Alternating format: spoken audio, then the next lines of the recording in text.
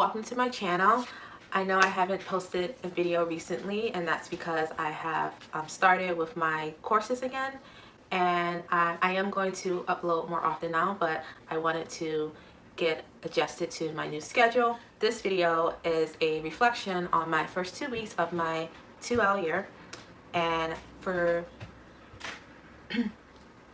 of my 2L year, I am taking Civil Rights and Remedies, Criminal Procedure, I still keep calling it Crim Pro, Evidence, Immigration and Naturalization, and that should have been 4 courses. Criminal Procedure is mandatory, so I have to take that. I'm taking Evidence because it is on the bar exam, and it's highly recommended to take Evidence, learn how to get things admissible, and I think it's something that's applicable to no matter what your practice area is. I'm taking Immigration and Nationalization because I hope to practice immigration law. I reflected on some pros and cons of my courses that I've taken so far, and I'm just gonna run through them. So starting with Civil Rights and Remedies, the pro is that the pace of the class is a little bit slower. This class is the smallest class that I've taken. There are only 16 of us in the class, so everyone can have their voice heard. I enjoy the issues that we discussed. So far we're talking about discrimination and the Equal Protection Clause, which a lot of the cases that we're covering we already covered in con law. So I think this is a good start with beginning the year to easing into something that seems a little bit more familiar. The pro is we didn't have to buy a textbook, so you save money because he just provided us with a 1,700 page PDF. And the con is it contains full cases, so all of the dissents and concurrences. It's not an excerpted case that you would find in a textbook. So that's a con. I mean, because it's more reading. It's good practice because when you practice and you have to pull a case on LexisNexis, they're not going to only excerpt the part that's relevant. So it's good practice to be able to search through a full case and derive the information that's relevant to what you're looking for. Criminal Procedure, I didn't call it Civil Procedure, Crim Pro. Let's start with the pros. Okay, pros of Crim Pro. Okay, for Crim Pro and Evidence, I have the same professor, so that's actually nice. I think because I like the professor. If I didn't like the professor so far, then that would definitely be a con, because then I have to see this person every day, and then her teaching, I wouldn't like their teaching style, and that's really bad. But so far, I think I like the professor, so it's really good. Criminal law wasn't my favorite. I don't like criminal law. I don't want to practice criminal law. A pro is that it is tested on the bar, so that's good.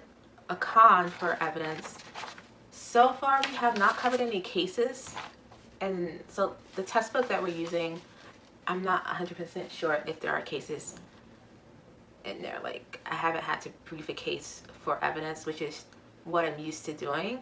But we do a lot of hypos, and they have like short examples of how the evidence rule is applied. It's like a paragraph, but so I don't know, I'm a little concerned. A pro of immigration law is just, you know how it's exciting when you're like, okay, this is what I want to do. So that's how it is for immigration law for me. It's like, oh, I want to do immigration law, so this is a class on that, versus having to take criminal law. You know, I don't want to do criminal law, but it's good to know. But cons, okay, wait, another pro is that this class was 3 hours. Well, it is 3 hours.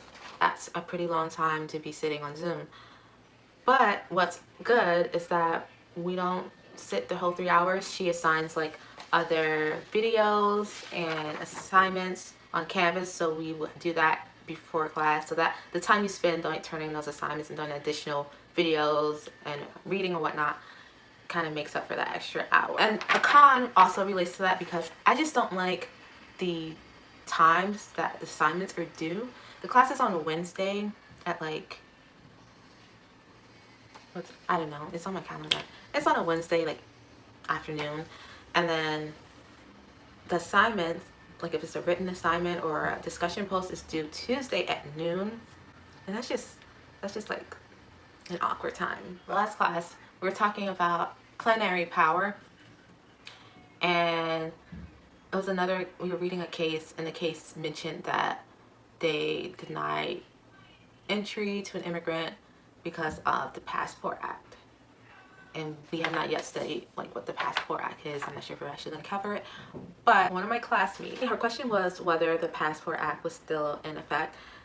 And the professor is just like not answering the question, like directly, like, yes, it's in effect. No, it's not in effect. It's like, we are reading this case and we're not reading it to discuss the Passport Act, which is completely fine because we were not reading it to discuss that. You could tell that the lady was just like, she had, I don't know if it was like a personal question or like, I don't know.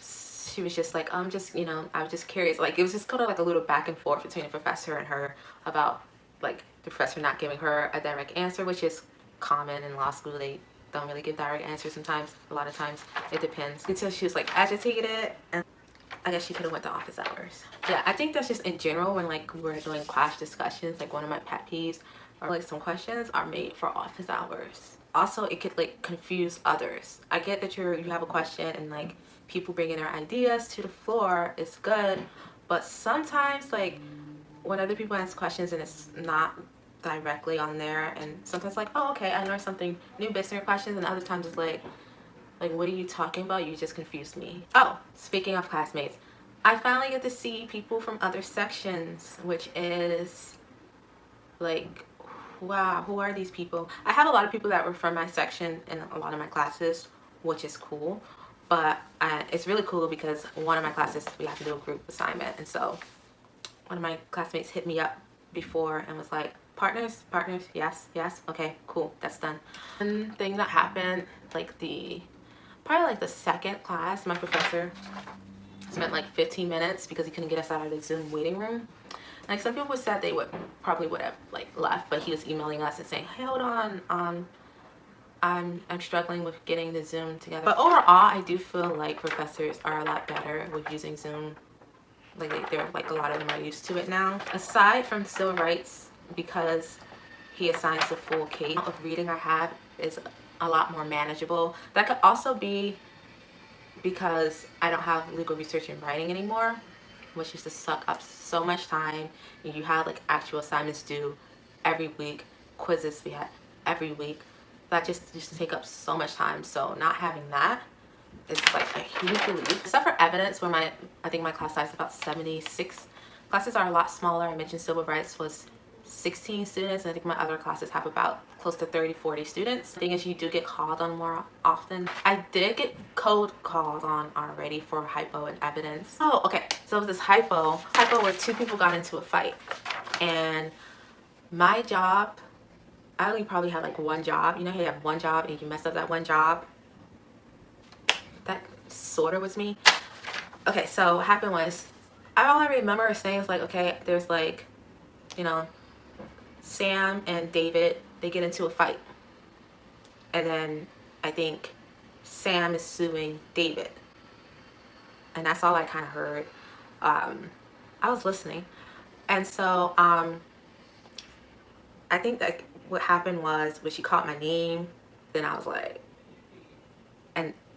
that because before class, I had like a break in between. And so I was about to do this hairstyle. I didn't want to be blown up on everybody's screen at that time. And so while I was like, finished that up and I was like eating my lunch, and I was just thinking to myself like, watch I get called on. And so when in evidence, she was like, and Miss K, and I was like, of course. Yeah, so I got called on, and another girl was called on. I think she was really the one who was called on, so I was supposed to object, and they were trying to enter. So Sam and David got into a fight, and the attorney for, I don't know, let's say I was the attorney, well, say I was attorney for David, and Sam wants to enter evidence that David, the person I'm representing, is a professional boxer.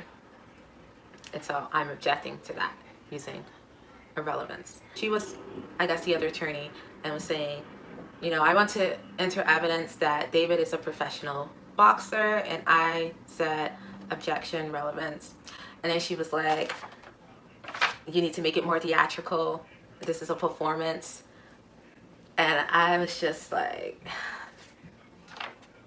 okay, I wasn't feeling it. I wasn't feeling theatrical at that moment. I didn't want to be on everyone's scream at that moment. So I got a second chance, and so I'm like, okay. So she does it all over again, and I said objection, relevance. Okay, better. It was better. Why did I think it wasn't relevant or something? And I was like, well, you know, him being a professional boxer is not relevant to the fight. And then she was like, put it in the terms of the rules. I was like, okay, cool. Him being a professional boxer doesn't have any tendency to prove that. And then I was like, what was the, like, in my house, like, shoot, what are they even suing for? And then it was to, I guess, suing for trying to figure out who started the fight. And I just missed that part of the hypo part, like that part, right? But lesson for that is, you know, that's why you make sure you're presentable, because everything throws you off. Like, you gotta be ready. But overall, I would say I had a great start to the semester, and I'm looking forward to learning more in my courses. Thanks for watching. I hope you enjoyed this video. Subscribe, like, comment below. Let me know if you're starting, you know, a first semester or a new job or new endeavor. Let me know how that's going for you.